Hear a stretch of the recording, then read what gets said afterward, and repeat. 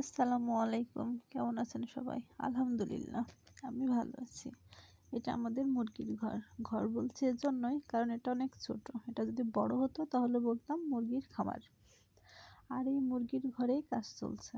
এখন দেখাবো আমরা এই মুরগির ঘরে কি কি কাজ করছি। এগুলো পর্দা। পর্দাগুলো মাপ দিয়ে কেটে সেলাই করে নিয়েছি। এরপর পর্দার নিচ দিয়ে পাইপ দিয়ে দিছি, যাতে করে সুন্দর করে গুছায়ে উপরে তুলে রাখতে পারি। তারপর পর্দাগুলো পেরেক দিয়ে ঘরের চারপাশে আটকে দিচ্ছি।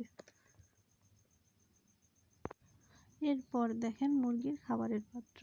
ছোট বাচ্চাদের জন্য ছোট ছোট পাত্র, বড় মুরগির জন্য বড় পাত্র। এখানে সবগুলোই আছে। কালকে আমাদের মুরগির বাচ্চা আসবে, এজন্য পাত্রগুলো সুন্দর করে পাউডার দিয়ে ধুয়ে মেজে পরিষ্কার পানি দিয়ে ধুয়ে নিচ্ছি।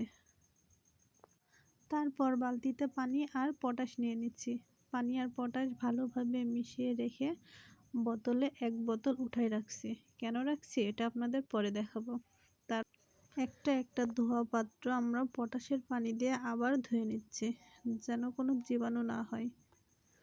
কোনো কাজই সহজ না, সব কাজের পেছনে অনেক পরিশ্রম থাকে।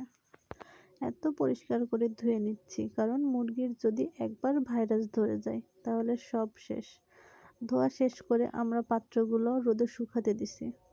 পাত্র শুকানো হয়ে গেলে আবার সুন্দর করে পরিষ্কার এক জায়গায় সবগুলো গুছায়ে উঠায় রাখছি। এখন দেখেন সেই বোতলে পটাশের পানি দিয়ে কি কাজ হচ্ছে। আমার ছোট্ট মুরগির ঘরে স্প্রে করা হচ্ছে। প্রথমে আমরা মুরগির ঘরের মেঝেতে চুন আর ব্লিচিং দিয়ে রাখছি। চুন আর ব্লিচিং দেওয়াতেও জীবাণু নষ্ট হয়ে যায়। ঘরের ওয়ালে, ঘরের টিনে সব জায়গায় স্প্রে করা হচ্ছে। যেখানে মুরগির বাচ্চা রাখবো সে জায়গাটাও রেডি, সেখানেও স্প্রে করে দিচ্ছে। পুরো ঘরে সব জায়গায় সুন্দর করে স্প্রে করা শেষ।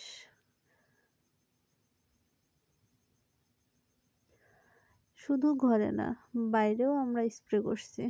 এটা আমাদের ছোট্ট মুরগির খাঁচা। এখানে আমরা 10 থেকে 15টা মুরগি পালন করতে পারবো। আমরা এই খাঁচার মধ্যেও চুন আর ব্লিচিং দিয়ে দিচ্ছি।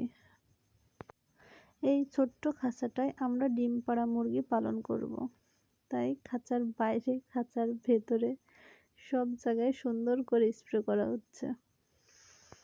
মুরগি পালন করা বললেই পালন করা না, বাচ্চা আসার আগে সব কিছু রেডি করে রাখতে হয়, অনেক পরিশ্রম করতে হয়।